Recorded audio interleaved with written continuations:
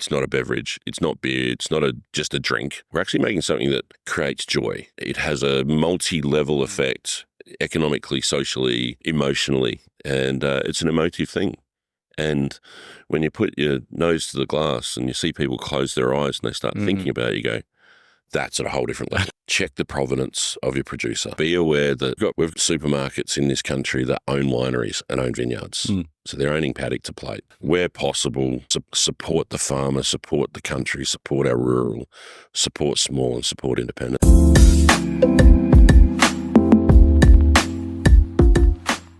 All right, today we're fortunate to have Dan Eggleton from Ben Murray Wines, the co-founder and winemaker at the winery. I'm Jason. And I'm Trent, and we're here on an unfiltered, unapologetically unprofessional wine journey. And we're saying here, Jace. Our saying here is drink more, try more, learn more. And don't forget to like, comment, and subscribe.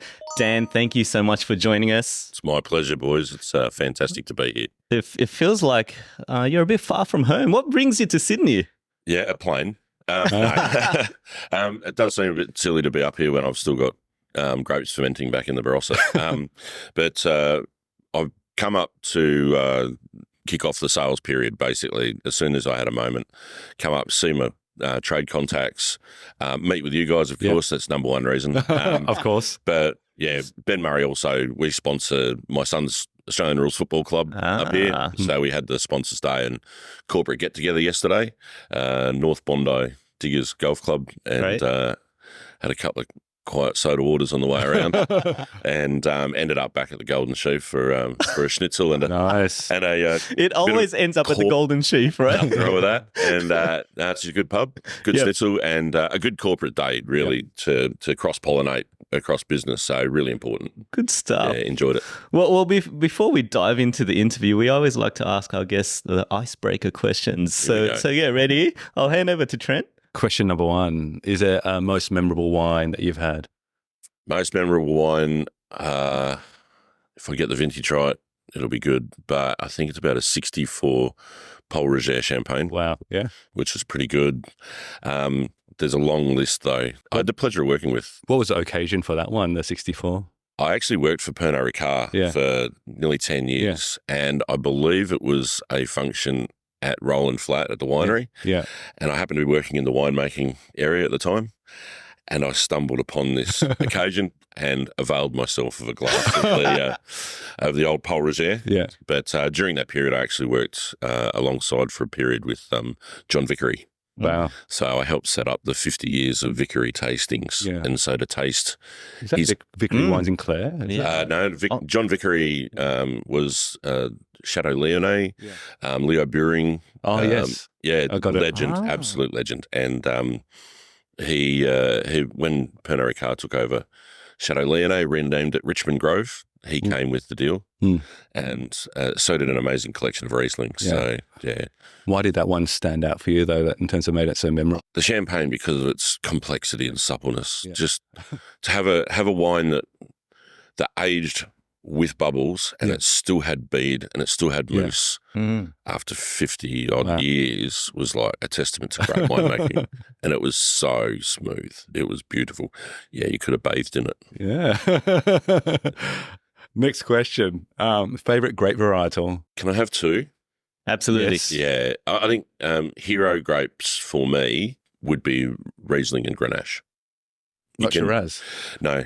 Well, Shiraz, I don't believe, has the level of complexity or flexibility that Riesling and Grenache have. And essentially, they're the two varieties that we started Ben Murray wines with. Riesling, because again, and Grenache, you can start with sparkling, you can finish with fortified on both spectrums. Yeah. You can make the full gamut of dry and sweet. And I think that they're both really amazingly flexible, hardy grape varieties. Yeah. And I love them. Are they more winemakers varietals or? Well, I think judging by where we've gone with our production, they're very much now consumer varietals. Yeah. Now the confusion and the understanding of them has been there. But yeah, you're probably right. Since the finishing of the fortification period in our winemaking here in Australia, dry winemaking, dry Riesling, dry Grenache has been really underpinning a lot of growth. And it's really exciting. So obviously over your career and your lifetime, you tried a lot of wines, as you mentioned. Is there still a wine that you still want to try? Oh, all of them. I don't know. I've been fortunate that I've been exposed to the great Bordeaux, the wonderful, US wines, wines throughout South America. I don't know. I'm just continually curious. Yeah. And at the moment, I'm really excited by what I see in Greek winemaking and also more internal continental European winemaking, Croatia, these sorts of places where it's probably really quite undiscovered. So, but yeah, I don't know. It's a daily journey. Yeah. Is that winemaking or certain varietals from those areas that you're interested in? I think it's the whole thing. Yeah. It's why, it's how, and the people behind it. What drives you to grow Saperavi on the side of a hill, near the Black Sea? I don't know. Yeah. It works. It's great. Yeah. Also, why grow Saperavi at Mildura in sand without irrigation? Because we can. Yeah. I think it's just a constant conversation about this beautiful luxury product that we get to play with. I'm worried we'll go on a tangent, but I know, are you looking at those varietals around the Ben Murray wines as well? Yeah, we've started playing with alternate varietals. Yeah. There's a vineyard near the Barossa, or it's in the Barossa GI, that's actually a nursery vineyard. Yeah. It's got 80 or 90 different varieties in it, of which I make small batch wines for clients and for future releases and for our to be released at the wine club. So we've been Dolcetto, Barbera, Sangiovese, Verdicchio, Vermentino, Arnis, Lagren. Oh, what else have I made? Some Saperavi. Yeah. So, a lot of it. Yeah. And I'm thinking more those Mediterranean varieties are suiting our environment. Yeah. So. You mentioned your partner in crime, Craig Thompson, just went to Italy as well. Is that part of research or pleasure? Yeah, well, I think the next 4 or 5 days for him at Vinitaly, which is where he'll be. He imports premium wines under his Time Pour wine banner. Yeah. He's there to basically see his suppliers. I'm a bit jelly. Yeah. Very much so, 'cause I love going there. Yeah. It's amazing. But it's also for him education and palate weight and structure. And my 25, 30 years actively working for large international companies has given me that carte blanche. He's funding his exercise in education and enjoying it. So he'll be there for 3 months. I think he's the one that should be jealous he's not on the Wind Up podcast. He's missing out. Totally. He's missing out. He's messaging now. Yeah. That's it. Next one, unique food and wine pairings. Is anything that you kind of come across that was a bit left of centre? They go, hang on, that kind of works. I'm a work weird hours, eat weird food during vintage, cheese and Metwurst toasty with a glass of Grenache. Can't beat it. Okay. Yep. Yeah. Sounds good. Not healthy. Yeah. Sorry, doctor. But tasty cheese, Metwurst sliced into a toasty. Ooh. Freshly baked Apex Bakery bread from the Barossa. Yeah. Probably too much butter. Yeah. And then a big glass of Grenache. I kind of like vintage food. Fruity Grenache, or what are you thinking? Oh, nice dry one. Dry one? Yeah, nice dry one, complex. Sort of like the one in the middle of the glasses. Yeah. Okay, perfect. If only we had the toasty as well. And the Metwurst. That's it. Okay, last one. We're still amateurs on this wine journey. Any advice for us? Keep doing it. Keep doing what you're doing. Love that it's really disarming. Yeah. And understanding wine, understanding independent winemakers and the offering really easy and easy to digest. Takes the mythology and the bells and whistles out of it a bit. I think it's really good. Or the confusing language. Confusing language. Oh, yeah, we can do lots of malolactic fermentation talks if you want. But honestly, make it accessible. This is a choice. This is a luxury good. I'm a winemaker by accident, essentially, but it's a passion piece. It's a piece of art. Yeah. And if people choose to put it in their mouth, then good on them. Yeah. Sounds good. Yeah. No, that's great feedback because it's exactly what we wanted to do with this podcast. Break down the barriers, and it's good feedback. So no, I really appreciate that. That was, I think you got the extended version of our icebreaker questions, but that's all right. We got to find out more, which is great. No, there's plenty to talk about. Absolutely, and we do want to talk through a fair bit about your wine journey, and obviously learn more about Ben Murray wines. We might start off with your journey because we were having an interesting chat that you actually didn't initially want to get into the wine industry. You had something else that you were interested to do. So I guess the question is, what was your original intent, the topic that you wanted to work on? And then what was that moment that made you go, I want to get into the wine industry? It's a bit of a funny story.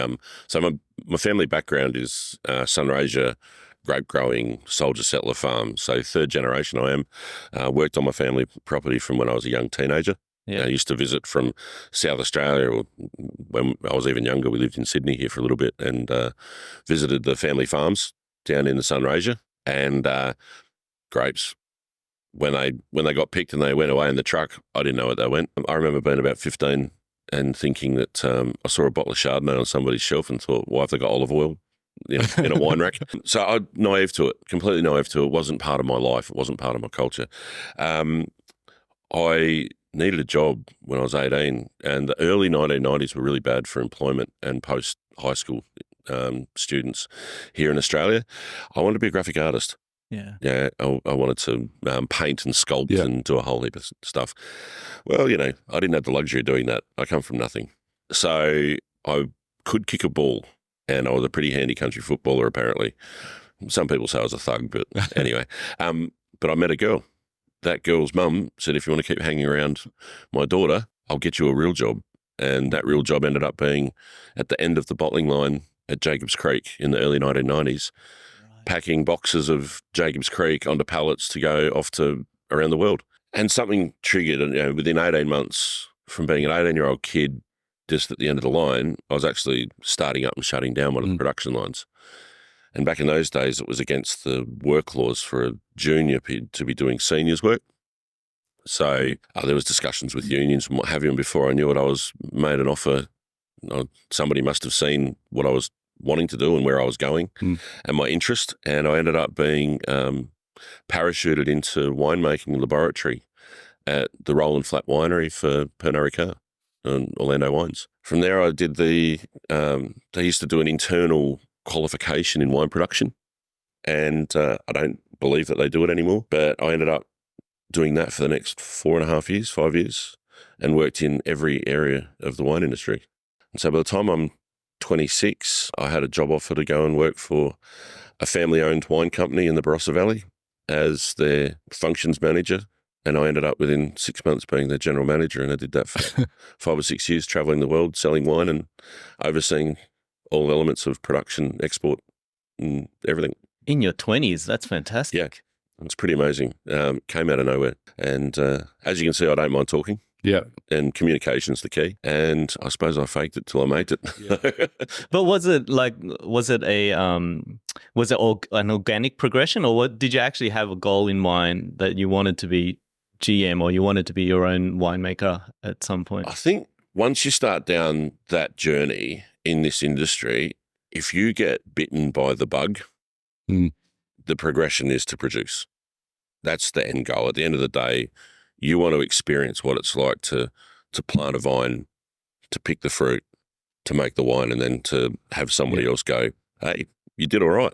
Yeah. Yeah, it's quite a holistic sort of circle. It's a passion piece that is incredibly expensive. Yeah. And you got to find ways to fund it. Yeah. But it's a journey where it allows me to have my artistic expression. And I didn't realise what my palate, my olfactory could do. And this has been the way I've been able to express my art and my desire to paint and sculpt. I put it in glasses.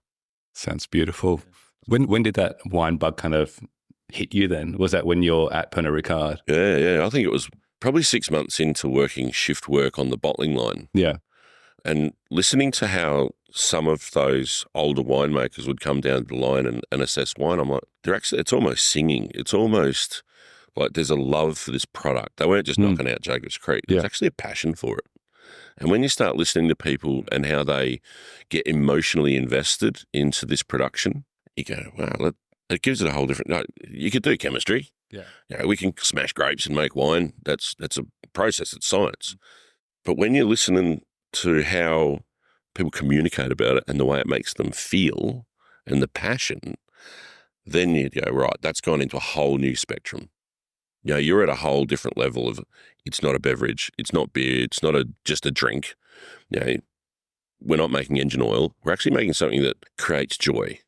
It has a multi-level effect economically, socially, emotionally, and it's an emotive thing. And when you put your nose to the glass and you see people close their eyes and they start thinking about it, you go, that's at a whole different level. And that got me. Yeah. I don't know where it come from. It's just there and it just gets you. And you guys are probably the same. Yeah. It's just rewarding when you see someone do that, I think. And they're thinking about something you've created. Yeah, well, I was in Beijing. I did a tasting with wines that I'd made, and we had guests from the Great Hall, including the chief wine buyer, in 2008. We actually live cast the tasting and event back to Australia, and I still don't know how we got it out of China, so my wife could watch it. And it was a previous wine brand I had. But the wine I'd made was a Cabernet Sauvignon, Cabernet Franc blend with a bit of Shiraz in it. And the sommelier of the Great Hall, who was very well renowned, said to me, and I get emotional thinking about it today, he goes, I have Petrus on pour in the hall. I'm putting this against the Petrus.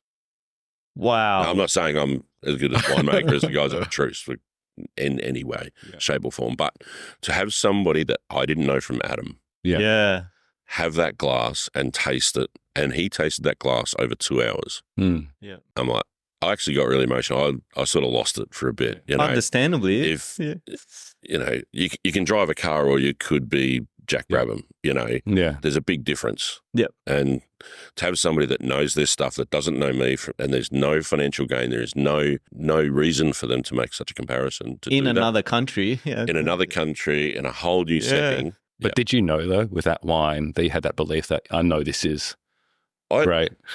I don't think I'd been fortunate enough to taste Petrus at that stage, so just the thought of it was enough. I just knew that the wine was full. Yeah, it had synergy and it had levels of complexity. It was like nothing else in this country at that time, and it's one of those benchmark moments where you go, maybe I'm doing okay. You got to let us know it's a cheaper version of Petrus then, maybe. Yeah, that's it. I actually don't know if I've got any of that wine left. I'd have to go through the cellar. Walked away from that company and that business in 2010. So, just in everything that you've said, there's so many other questions to unpack.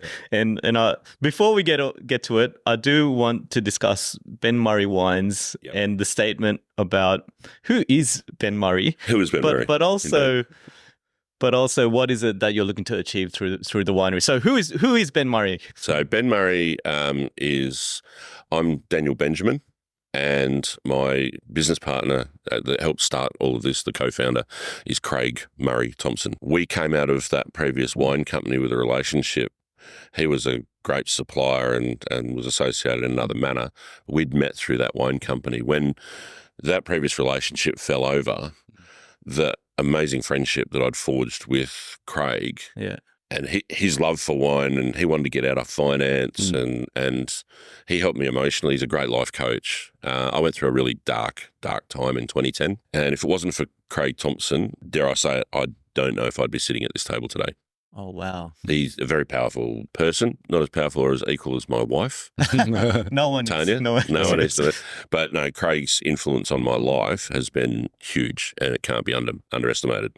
So I went away from winemaking in 2010, walked away from my love. I worked underground at Roxby Downs for 8 months after an intervention where he said, you're an idiot if you don't take the job offer and go away and sort yourself out. And mental health journey has been big for me, and Craig's had a huge part in that. So in 2010 and 2011, I did night shift vintage work, night shift winemaking for a company in the Barossa, and swapped a bit of my time to continue to honour the agreements I had with grape growers, paid out of my own pocket, bought the fruit, made the wine, no intention of where it was going to go. But we made some Riesling, made some Shiraz, and couldn't get access to Grenache in those days. Then I put it on the shelf. I basically put it away, bottled it, packaged it, or sold it at bulk, and walked away from winemaking. 2013, Craig called me to Sydney and said, mate, we got to do something. You're making wine, you make great wine. Let's start a wine company together. And so we sat at Clovelly at a little cafe overlooking the beautiful little beach there. and sat for about 3.5 hours trying to think of something really cerebral and smart and witty and clever. And in the end, it was ridiculous. So I said, what is your middle name? And he goes, Murray. And I said, well, mine's Benjamin. Why don't we just call it Ben Murray Wines? And it works. Yep. His grandfather was called Ben Murray Thompson. Oh, wow. I grew up on the Murray River. Yeah. My father's shortened name is Ben. I'm the last Ben in 7 generations. Yep. I didn't pass that on to my family. So there was synergies. He grew up in Murraytown. He had family there. Yep. So it all just worked. And we're like, what have we been sitting here for this long doing? And so the coffees went, a glass of wine came out. Yeah. And the rest is history. We set up Ben Murray Wines from that day, and the wives were happy. Thank God they've done something, and they've finally got a decision. Yeah. And from there, it was like, well, that's cool. What do we do now? We had a back stock of material. We had wines that I'd made previously. We designed the label. Well, I designed it on Word. Graphic designer. It's good. Yep. So I get to put my artistic flair onto the labeling and the brand piece, and we released it.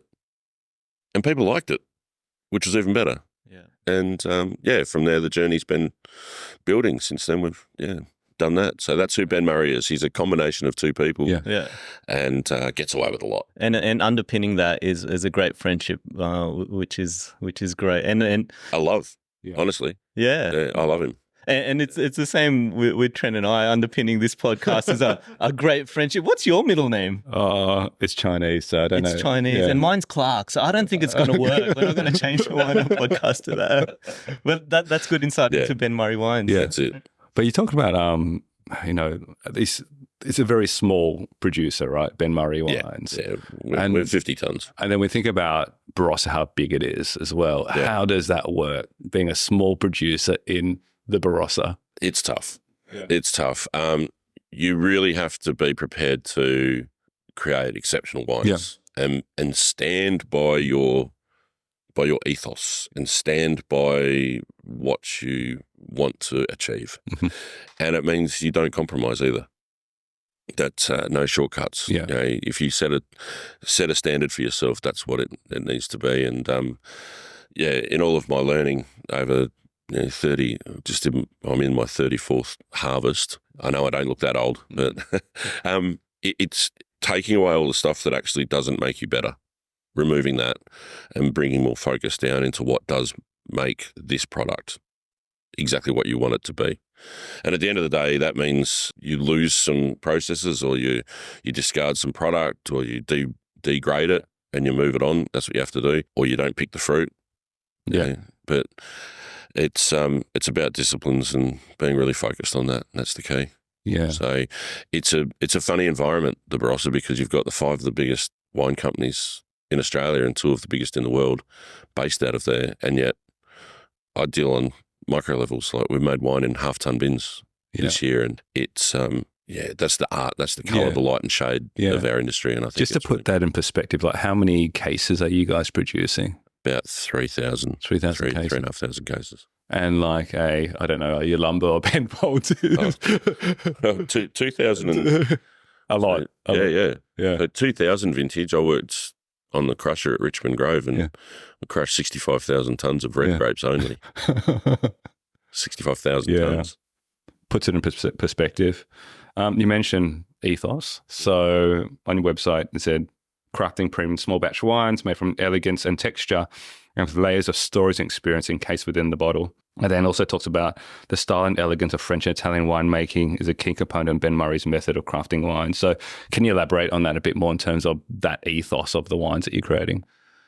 Yeah, each variety has its own DNA. Yeah. Each winemaking style that you employ should reflect how that grape is going to give you the best of itself that it can. Yeah. The grape grower spends 11.5 months of the year growing these beautiful berries, and I get to smash them up and infect them with yeast and turn it into this other product. So I've got to have a clear idea of where I want to be beforehand. And through my experience of traveling the world as a very, very lucky young man, self-taught, what have you, I made sure that when I was in France, when I was in Burgundy or Bordeaux or Languedoc or in the Rhone, I tasted the grapes and listened to the winemakers and what they did to harness it. When I was in southern Germany, do the same there. When I been through Spain and through the United States and tasted wines of the world and listen. I didn't know anything. And I still don't. I still feel like every day I'm learning, every day I'm asking questions. I'm just trying to absorb as much information. But benchmark against who are the best and go, you make your own mind up, and then come back to your own fruit and go, how can I actually really refine that? And what method can I use on the Montepulciano this year that doesn't make it taste like Shiraz? Yeah. How can I actually express that beauty and that colour and that flavour and that vibrancy? I don't know if there's a word for it. And I don't know how it happened with me, but I could taste the grapes in the vineyard and know the wine that I was going to make. And that's something I discovered in my early 20s. And that's when it really hit home that I could actually do that. And I could taste the difference up and down vineyards or up and down rows. And you can taste a good batch versus a bad batch Well, right from the vineyard. Yeah, or you can taste where you can change a methodology to get the best out of it. Yeah. And we're going to taste wines here today that I could have made everything in the same method and produced what would be comparable or competent wine. But to me, that's not where I wanted to be. Yeah. One of the questions that, kind of is in my head is around, we hear more and more about these kind of rock star kind of winemakers. What makes a great winemaker? What do you think? Yeah. Listening, patience. Yeah. I think diligence, asking lots of questions. A great winemaker doesn't abuse the fruit. You cherish it. I think a great winemaker works very closely with his vignerons, and understands from the dirt what makes that fruit, what it does. And I think having that relationship is really critical. I played a lot of team sport. Yeah. And there's really no place for individualism in this environment. There's so many other moving parts. And so when a winemaker, I think, puts he or she above the product at the end of the day or as the answer to everything, I think they're getting ahead of the game. So you're one cog in a big wheel. I've got two business partners. If I make something that I think is great and they go, listen, Dan, you're not on the right path, then I'm not doing the listening that I need to. Yeah. Let alone if that goes out to the wide world. Waste of everybody's time, money, resources. So you almost have to put yourself in the back seat and just work from behind, I think, is the best way. So you talk about, I guess, the winemaking, cherishing the grapes that have been created. The other part of it is also the market as well, the Australian palate. So how do you balance those two? And where do you see the Australian palate at the moment? Well, the Australian palate's evolving. Yeah. You guys are what we see today. There's a real complexity to the Australian palate. Yeah. I think there's still a place for big, old and bold. Yeah. There's a lot of value in, I love a buttery Chardonnay. Yeah. I'm a kid of the 80s and 90s. But I also see that there's an embrace in globalism. There's an embrace in awareness, a bravery at that level. And I think people willing to have a look at what's out there, the natural wine movement, for whatever anybody thinks about it. And I don't know what an unnatural wine is, but anyway, I think that highlighted a desire for exploration and bravery. The Australian palate is also, I suppose, to a certain extent, dictated to by those that have the column centimetres. And so I tend to not get caught up in that trap so much as face-to-face, understand what you guys are drinking, understand what my consumers are drinking and work with them. And if they don't like what I've made, well, that's cool. Yeah. That's choice. And that's what we do. We make a choice. We've seen before, I think, in the wine industry where people have kind of adjusted to where the palate or where the points are, right? I think... I'm not doing that. I'm not a trend follower. Yeah. I think that's really short-term business. Stick to your guns and refine. Yeah. Understood. And be brave. Yeah. And I think that's what's important as a leader, and looking at what you've done in the industry and the different roles you've played. You're at that GM level, you're going international, making negotiations at that level. So you can see both the macro level within the industry and the micro level.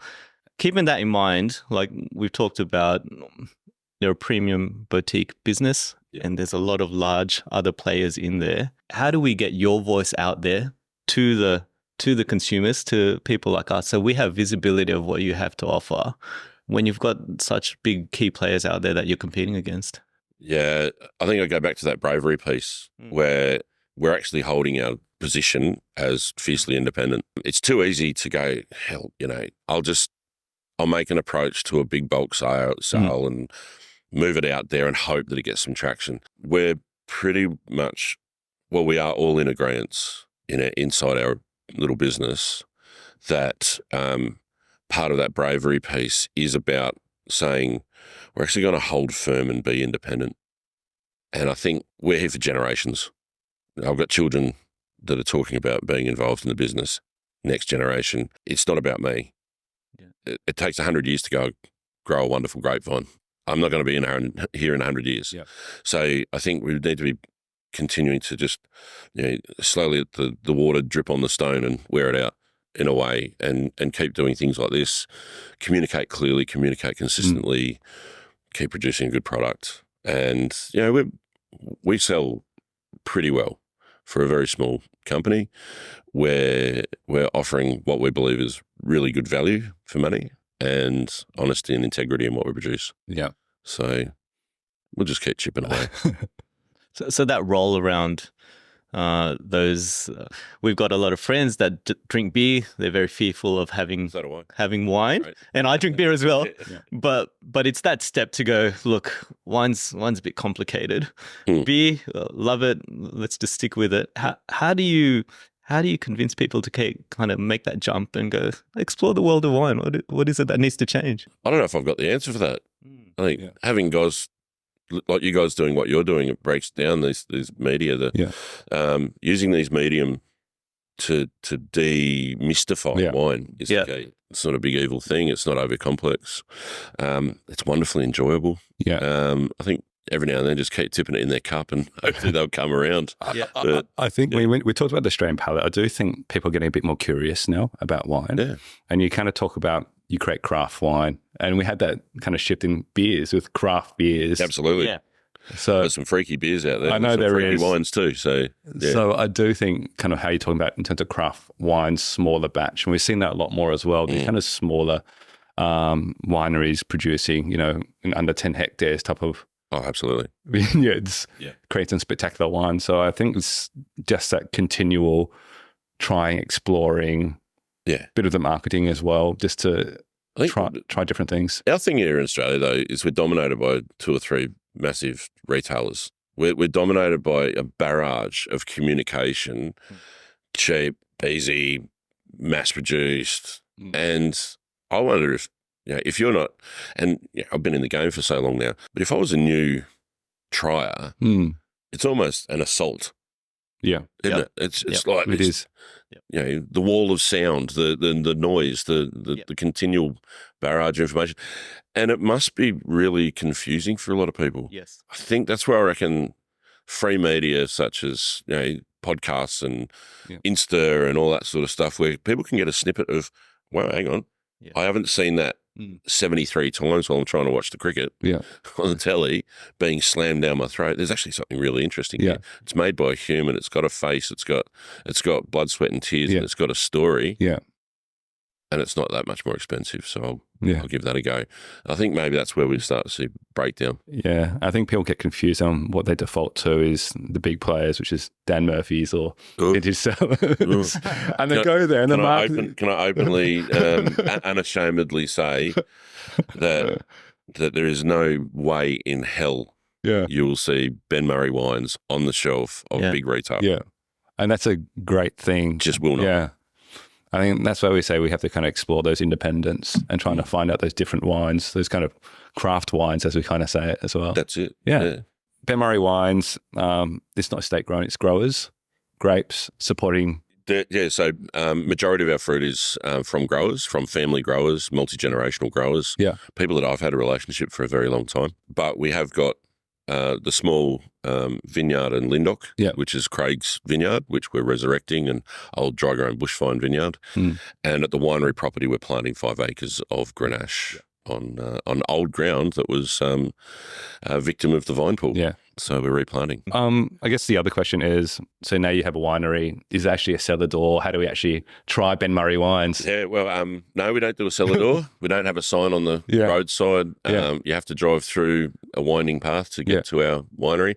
I'm open for tastings by appointment only because I can't be guaranteed I'm there all the time. Yeah. Independent retailers, go to your local independent retailer and ask them to stock Ben Murray wines. Yeah. Get in contact with us directly. We do have agencies in all states of Australia, and those people are just wonderful, hand sell, beautiful people that we love dearly, and they represent our product the way we want it represented. And but yeah, go to benmurraywines.com, and we've got a society we've started up called the Enophiliacs Society, and that will be, I believe, going live any moment. Yeah. And you can commit to buying wines through there. But I'll also be making wines just for the Enophiliac Society.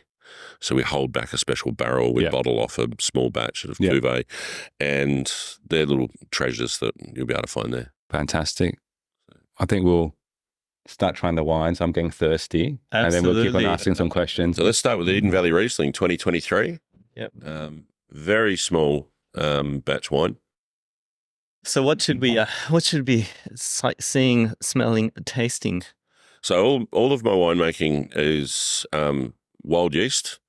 Predominantly, all the vineyards I'm sourcing from are dry grown, sustainably farmed, minimal irrigation, if any, but also minimal tillage, these sorts of things. The wines are all vegan friendly too. So I use wild yeast. I don't use any protein stabilization or finding. So what you've got here is quite old school winemaking. I use gravity and time. They're really important ingredients and patience. With this Riesling was harvested, from High Eden at just on 11 degrees of Beaumet, fermented out to be 11.2, 11.3 to dry. The wine is dry. I leave it settle on its lees post press for between 3 to 4 weeks before I rack the juice off cold to start fermentation. And when I start fermentation, I'll just allow it to warm up and start naturally fermenting. I also add around 200 grams per tonne bentonite clay. Yeah. So it starts the stabilization process during fermentation. An old trick taught to me by John Vickery and Jim Irvine, Irvine Wines. Wow. And it's old school, but it works. Yeah. And then post fermentation over 4 to 6 weeks, really slow, really cool. I then settle that out again with refrigeration and take the clear wine off of the lees, which is settled out. And then for cold stabilization, take the wine down to below zero with an addition of cream of tartar. Okay. The cream of tartar precipitates acid and crystals to the bottom of the tank. Yeah. Then I rack it off and essentially it's ready to bottle after that. It takes a lot of time. Wow. And it's pretty labour intensive. It feels like you know a lot of kind of tricks of the trade through all those years, like using these, keeping this. Shut up and listen to old blokes. Yeah. I'm not trained. Yeah. I'm taught. Yeah. So I didn't go to university. I did 1 year as an external student at Curtin. Then they got rid of the external component, and I think they still charge me my full HEX fee. So and I come out with nothing. So, but more on the lemon blossom sort of nose spectrum, jasmine flowers, little hint of like rind, but quite perfumed, and then on the palate, super crisp, super fine. It's very low pH. It's a 3.1 pH. So really bright and gentle. Yeah, it's not ripping acidity, but I kind of wrote down, it's kind of feel more mineral and saline. It's is that the lees on it? there's a bit of a creaminess to it. It's also got I suppose a bit of that sort of schist rock sort of character, minerality. Yes. Yeah, and a talky phenolic note to it. Yeah. I'm terrible with descriptors, but I was exactly thinking, you said talky, I was thinking chalky kind of flavor, and the body of this is a bit thicker than other Rieslings that I've had. It's a food wine. Yeah. It's and it's unashamedly 100% Riesling. Yeah. And it's a wine that'll age forever. Yeah. I believe it'll just continue to grow. What does it turn into though after we age it? Is it more Oh, you get honey, golden? Yeah. So I'm looking at the 2010 at the moment, and it's gone. It's honeyed, but it's certainly bright and fresh. It's still. It's actually quite green in the glass still. Yeah. So there's a brightness and a freshness, but a lot of that's got to do with just keep your pH really low and gentle handling, non-oxidative handling. So I use dry ice everywhere, and that's a Vickeryism. Wow. He was the biggest user of dry ice. Just exclude oxygen from every part of the process. Wow. As long as you can. Okay, so that helps with the aging process and keeping it fresh. Keeps the wine fresh and bright and tight. You're not acidifying. Yeah. You're removing the ability for the wine to oxidize. So make sure you pick it when it's bright. Yeah. Make sure you pick the grapes when they're these Riesling grapes are still hard. Yeah. And bright. Yeah. Greeny gold. Is the use of dry ice a common practice? It's the first I've heard of it. Oh yeah. I'm very new. Yeah. Good winemakers will have bottles of liquid carbon dioxide that you can diffuse, and it makes dry ice. Right. And I put it on top of the juice when it's coming in. If I'm sitting the grapes in the winery before I run them through the press, they'll get deoxygenated. Yeah. So everything gets hit with dry ice, and I'm pretty fastidious about that. All right. So let's try the next one, which is the Grenache, as I put it to the screen. And Dan, if you want to talk through again, absolutely, the process, the tasting. Grenache. So this is from Marananga, Western Barossa, sort of the heart and soul. I think it's the premier cru region for sub-regionality in the Barossa Valley. Beautiful old vines. So I think the average age of these vines is around about 85, 90 years old. They got some age, yep. Pretty well dry-grown bush vine. Well, that's one thing I want to touch on. We always hear old vine. What do you think old vine gives to the wine? So this is it's a bit of a contradiction on the whole thing. Old vine means that they're established. Yeah. And by definition, the Barossa Old Vine Charter, I think old vine's 30 years. Yeah. So, that's the minimum. Then there's Old Vine, Survivor Vine, Centenarian, and then I think Tricentenarian or whatever. So if you've got a vineyard that's survived the fluctuations of market and stayed in the ground for 30 years, you're doing well. Yeah. If it's a vineyard that was planted by a grandfather, then there's every chance that if it's still around, it's pretty good. Yeah. Because they don't last that long. They'll get ripped out by fad. So when we're talking that some of the vineyard here in this Grenache is over 100 years old, it's being farmed by third and fourth generation, still doesn't have irrigation, but the young fella that grows these grapes has taken it from being old, self-supporting bush vine to reducing the arms up to a wire so that it actually supports. Is not necessarily a quantum leap in it has to be bush vine. It actually makes it smarter viticulture, and so less disease, more opportunity for the vine to hang a more even crop, things like that.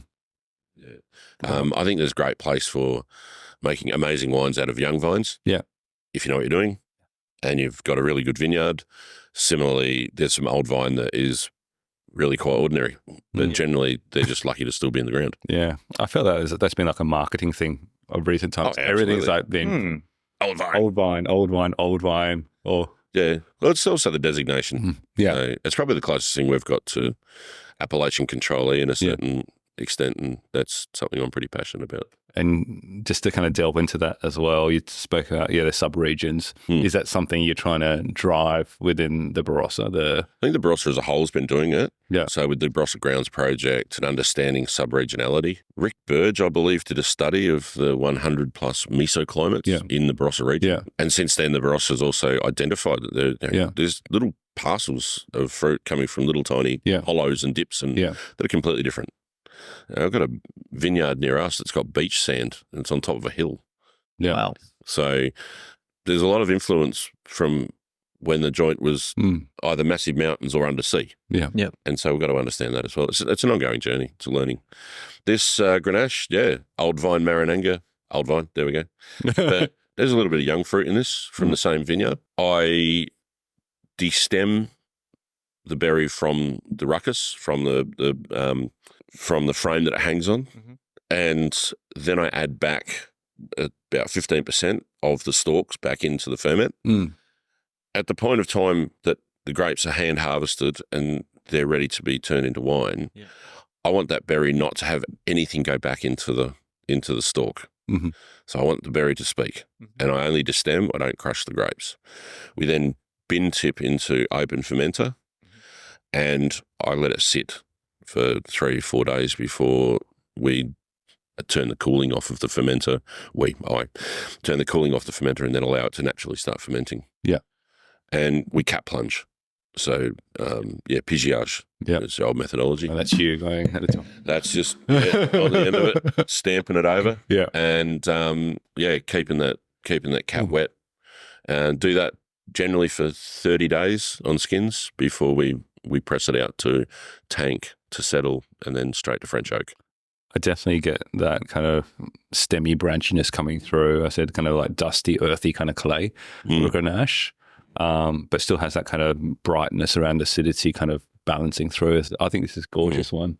I love it. Like the moment I smelt it, I was just smiling internally because it's there's elements of fruit in there, but you described it as like dusty. Yeah, I'm imagining like a really dry clay kind of smell coming out of it, and it's intoxicating. Yeah, I think it reflects the terroir in which it's grown, which is deep red loam, really deep red dirt, and it's amazing. It's almost terroir, not terroir, terrarossa. Yeah. It's a southerly facing vineyard in Marananga, right in the bottom of the valley, and it's just a unique site. And it grows these beautiful ruby coloured berries, and it reflects that. This vineyard holds its acid naturally, so I pH adjust minimally, and I do it at the earliest possible juncture, and that's it. Yeah. So I do all of my real winemaking science at the earliest possible point, and it's usually a day or two before fermentation starts. That finish and acidity is just going and going and going, like it won't stop. That's great. And don't have dead fruit. Yeah, none of that Christmas cake sort of boiled lolly characteristic. Keep it fresh and bright. I want it to still be bouncing around the palate with rubies, and I think in colours and textures. Yeah. So it's still got fireworks going off. Yeah. I'm still getting layers of complexity in my palate. I can smell it from here. It's a really pretty floral aromatic. Yeah, it's good fun. Yeah, but it's not the confectionery Grenaches as well. That's it. It's not that. It's not blackcurrant lollies or fruit pastilles. Yeah. And I think a lot of producers these days are really down that path. Yeah. I think we've gone from producing dried fortified wines. So we might move on to the Shiraz, which I'll hold up here. So this is Michael and Louise Schubert's vineyard. Again, Marananga Shiraz.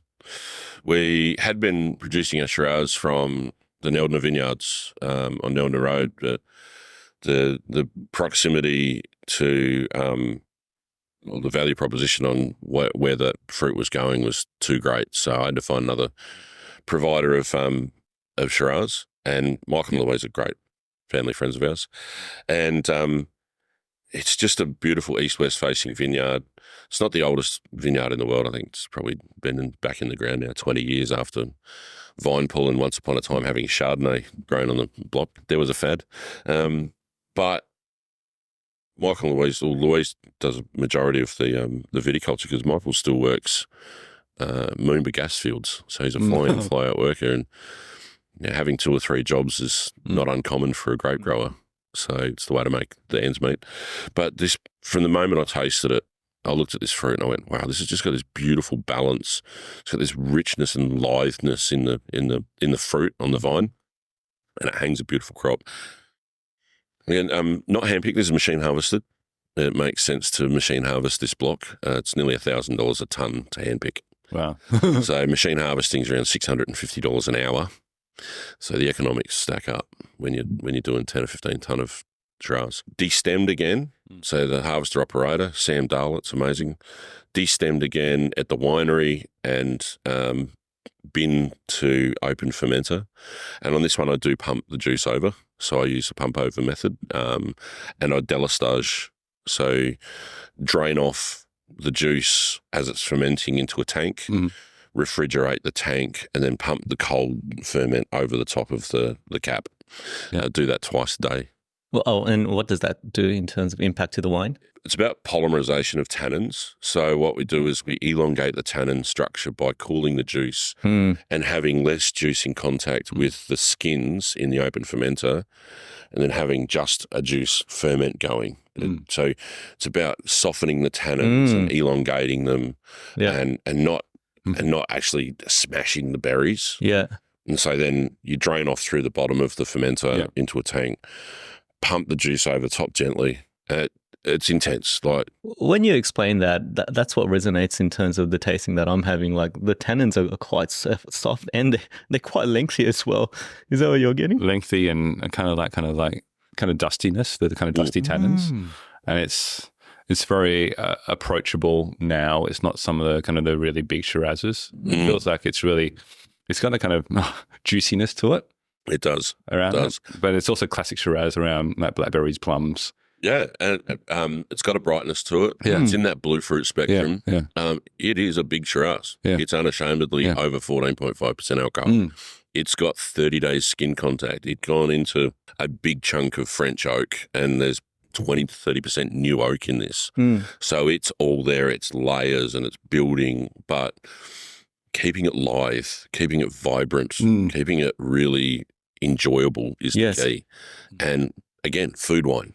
You know, understanding winemaking from other perspectives in terms of European style and gentle fruit handling's been the key. I did make Parkerized style wines, God bless it, back in the day. They're brutal. Yeah. And honestly, I've got a lot of it in my cellar and I can't really drink them now. But when we look at it, don't be afraid of ripeness. Yeah. Don't be afraid of full body. Have it in moderation. Yeah. This is Ossobuco wine. This is your steak wine. This is just imagined it. Your slow cooked lamb shank wine. Yeah. It has a place. Yeah. Your Grenache is your midweight. Dare I say it? Pizza pasta. What's that? King Henry seared pork chop. Yeah. Those sorts of things. Yeah. I love vegetarian lasagna. And that Grenache just rocks with vegetarian lasagna. Wow, that's another pairing to try. Yeah. You've got to add that to that list. You mentioned 14.5% alcohol, but you don't taste it. And for me, that's kind of like a sign of a good wine where it has that kind of brightness and acidity to help kind of balance it out. Yeah. Balance. Yeah. There's no one juxtaposition. There's no one sticking out point. Yeah. Yeah. So, yeah. That's delicious. Thank you. We're jumping into the reserves now. So what we have here is the Ben Murray Wines Reserve Anima 2021 Grenache. So tell us about this Anima. Firstly, the name, and then the wine. Anima. So the vineyard is on Craig's property in the Barossa Valley. So there's a backstory to this. The Casa Rosa Red House Vineyard was built and planted by a chap called Keith Davis in the 50s or 60s. Keith was the former Barossa Council sort of chief of works manager. Craig, as a child, played on that property when his father, after his amazing football career, was an excise officer in the Barossa Valley. So when Craig was a kid, he would go and play on Keith Davis's property, and a little tiny Craig Thompson said to Mr. Davis, "One day I'm going to buy your property." And he says, "Oh, that's very nice, mate. And off you go." And he did. So 23 years ago, when Keith moved away from the region and retired and everything, Craig went and bought it. Yeah. And he bought the vineyard and he bought the house. And did Keith remember Craig? Oh, absolutely. Absolutely. And in fact, unfortunately, Keith passed away 18 months ago. But and so Craig's father actually used to go up when Craig lives in Sydney. He's in high finance, in banking. Yeah, Don Thompson, Craig's father, 5-time premiership player for Port Adelaide, by the way. He used to go up and mow the lawn and tend the grapes and everything. It's a beautiful family connection to it. And it's just amazing. Turkey Flat used to take the fruit for the rosé.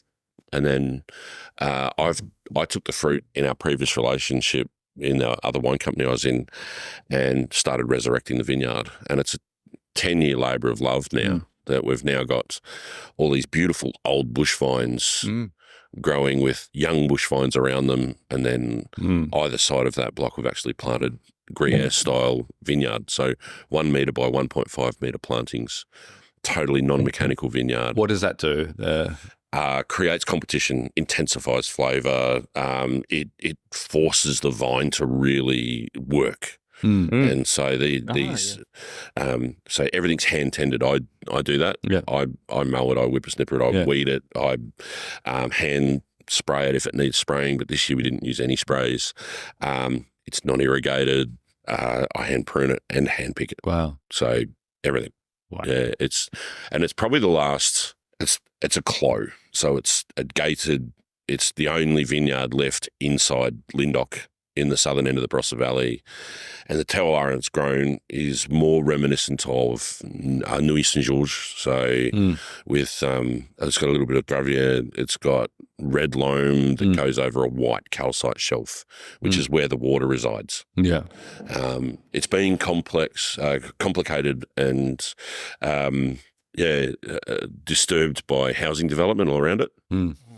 But we're fighting hard to maintain this beautiful little piece of paradise in what once was part of a 4-hectare vineyard. Wow. Is the last remaining vineyard inside Lyndoch. Why is this called a reserve as well? That's right. We make one puncheon a year.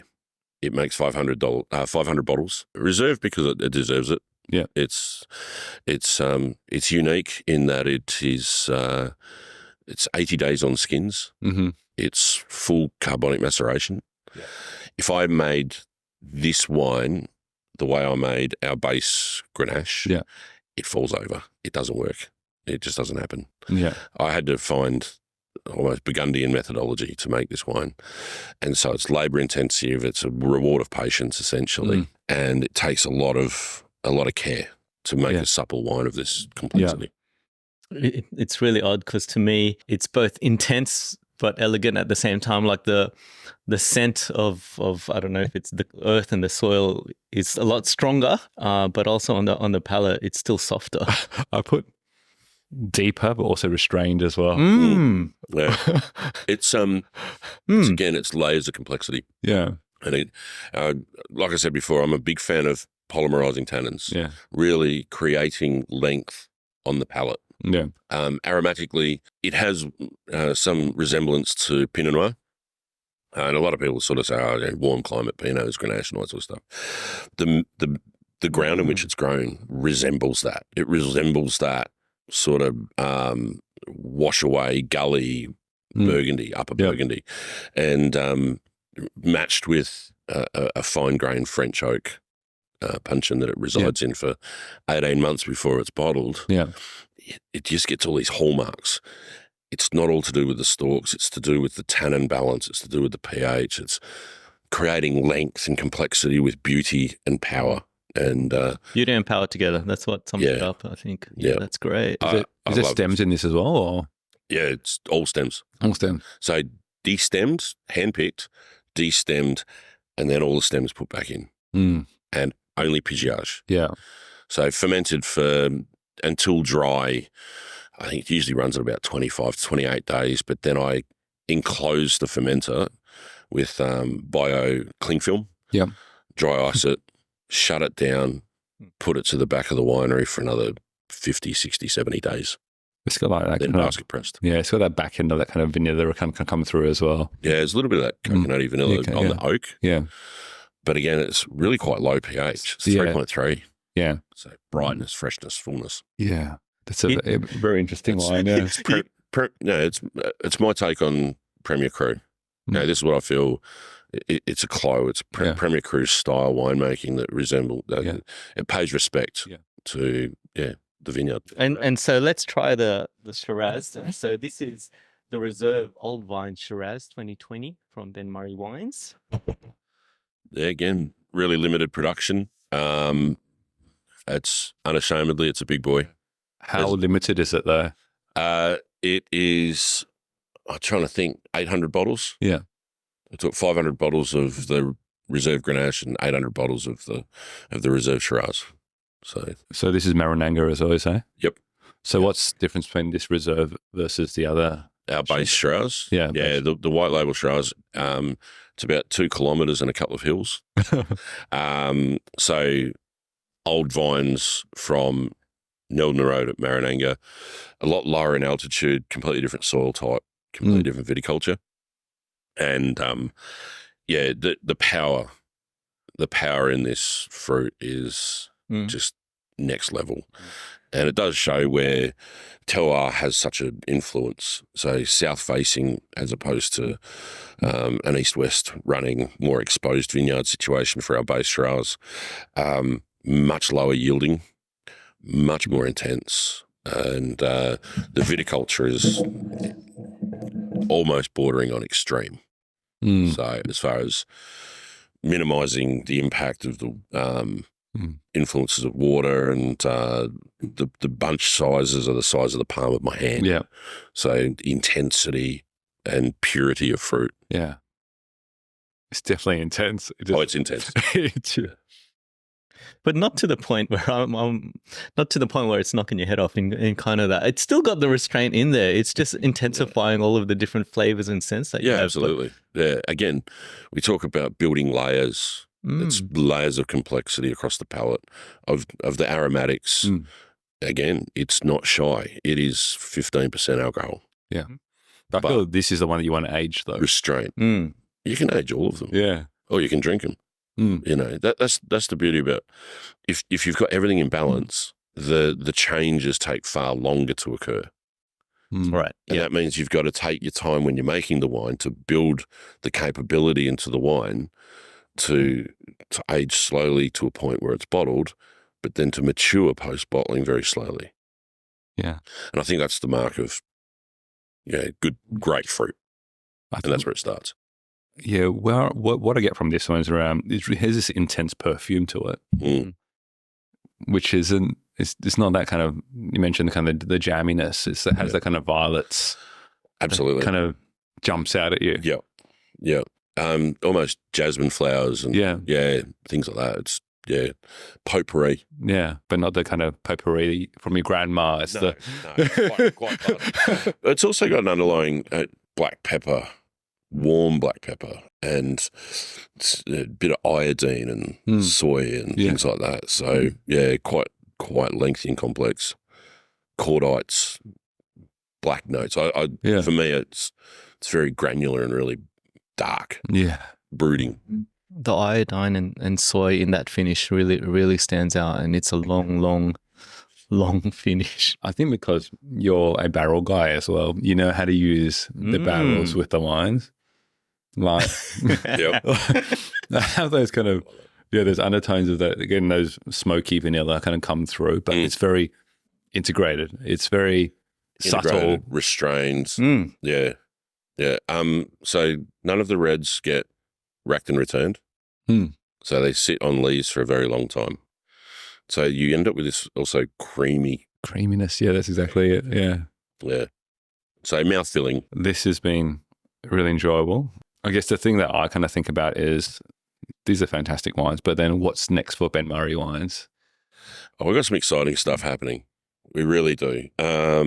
Working with the same vineyard owner is a co-production between myself and him in isolating clonal difference. Yeah. So from the single site, he's got 5 clones of Shiraz that he's working on. And it started off as a bit of a benchmarking exercise, but we've looked at the wines since and gone, they're actually really amazing. Yeah. So I actually took the winemaking out of it to a point where it's got to speak to the ground and the clone that they're grown in. So we've got R6, 1125, 1654, Savvy 60, and PT 23 are the 5 clones. And then there's a barrel of pressings. So the wines that we've made for the last 2 vintages are just drain off from ferment, off skins, fill the barrel, then all the skins go in and the pressings is off to one side. And everything was handpicked the same day, fermented in half-ton fermenters, set to the same pH, the same Beaumet. So it's a pure exercise in terroir and clonal material. We've also got another wine, and we'll be on-premiering both of these wines. For those who don't know what on-premier is, it's the pre-release and securing your stock and allocation, as they do in Bordeaux.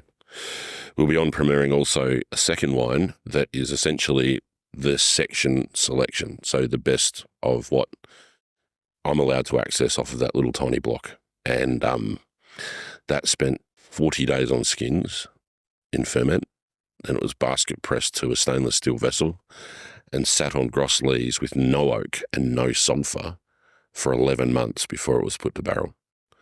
So I'm really pushing texture, lineage, complexity and layers as far as I can. Yeah. And it's almost a methodology that Vega Sicilia use. Yeah. And when they're making Unico and things like that. Yeah. So it really push your winemaking as hard as far without being overly reductive, but using all of the natural protection that you can. And all of my wines are minimal sulphur. Yeah. So it's about utilising all of your natural elements that you possibly can. So when do we expect these wines? So there'll be a Sydney tasting late July. Yeah. We'll be coming up here to do a trade tasting. We're doing it in each capital city. And then they'll be released in the middle of 2025. Yeah. We're clearing our calendar for late July, and that's what's happening. So it's going to be pretty exciting. And there's some other things. A Grenache release in between our base Grenache and the Anima, which is going to be pretty site specific. And we've just got some really cool stuff going on. The other thing is you mentioned a lot of numbers, which is around the clones. Yeah. A lot of people don't understand clones. What does it actually mean? Each clone has a designation. Yeah. So the number usually relates to the location. Yeah. So it's 1125 is vine 11 in row 25. Yeah. So that would have been seen through genetic mapping that this particular vine had all of the attributes. Yeah. So they take cuttings off of it and do the genetic testing and then build the vine stock from that vine. Are these vines from Rhone, like from France, or is it? Originally, they would have been from Europe, but they've been manipulated here in Australia for the last 200 years. Yeah.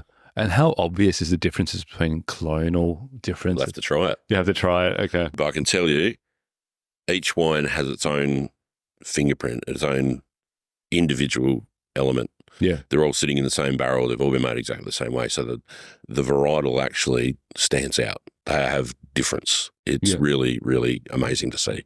It's really exciting, actually. It's so nerdy. It's full-on nerd. Yeah. Yeah.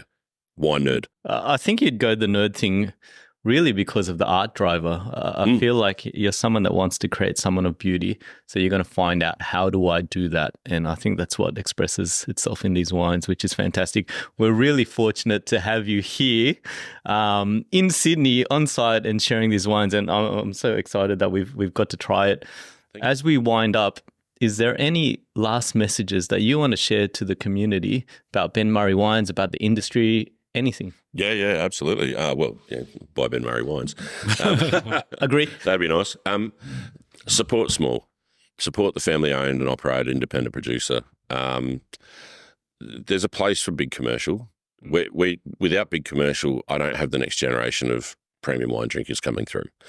And, I've worked corporate. I've worked for 3 massive French organisations, global companies, which has been an amazing learning ground for me to do.